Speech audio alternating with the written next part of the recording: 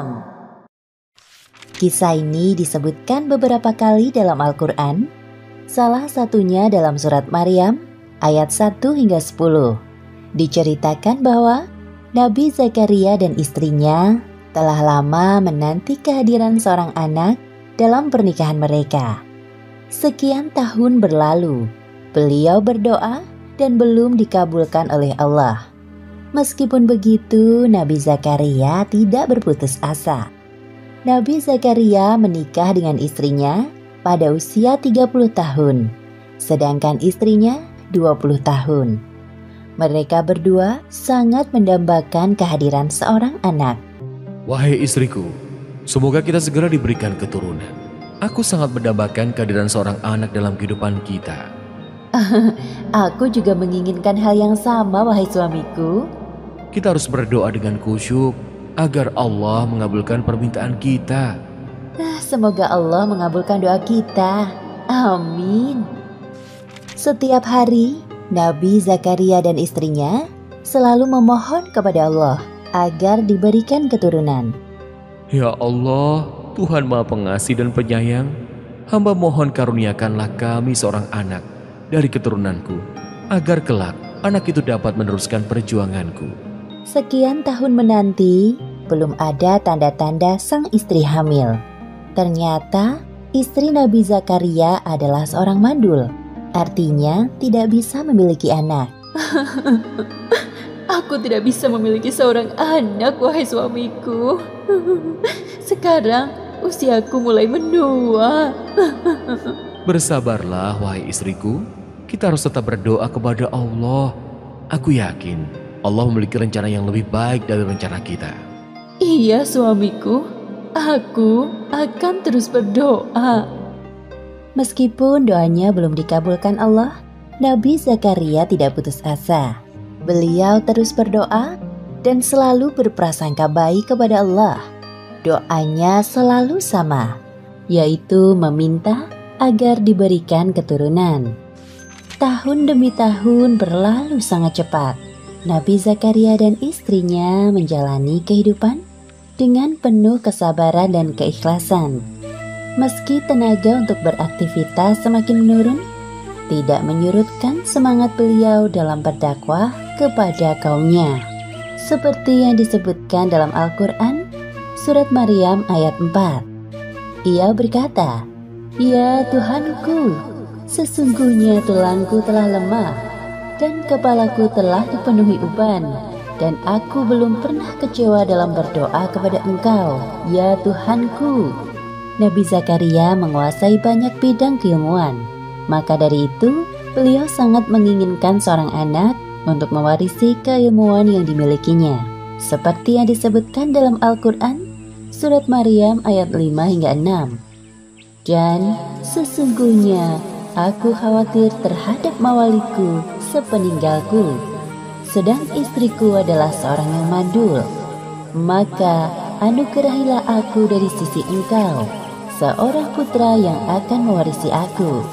Nabi Zakaria adalah paman dari Maryam. Istri Nabi Zakaria dan Ibunda Maryam adalah kakak beradik.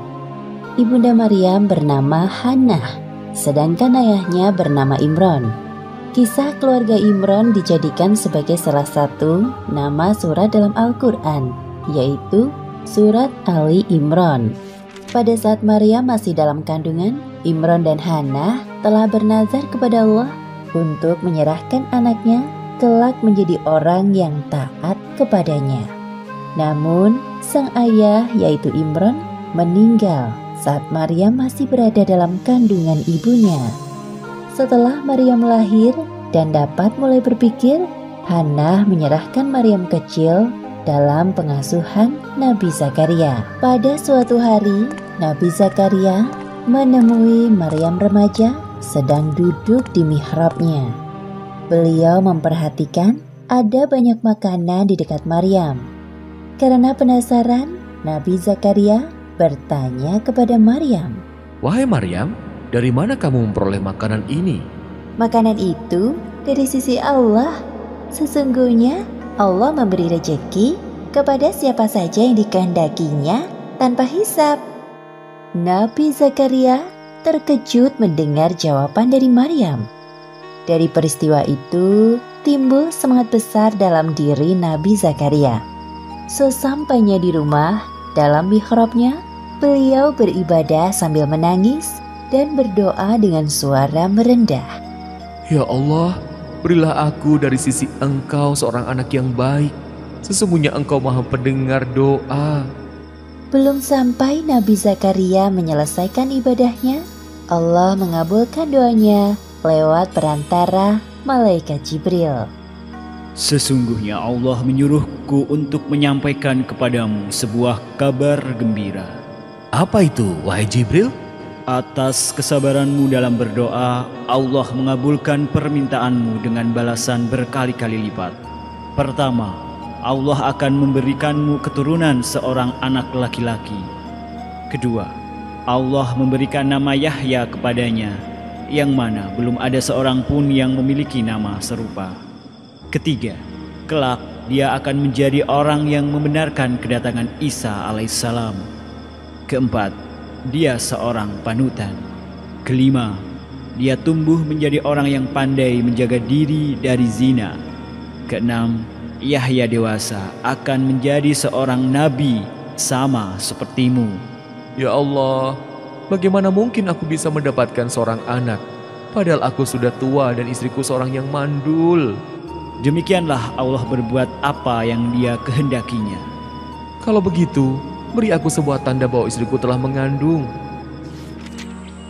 Allah berfirman, tandanya bagimu, kamu tidak dapat berkata-kata dengan manusia selama 3 hari kecuali dengan isyarat.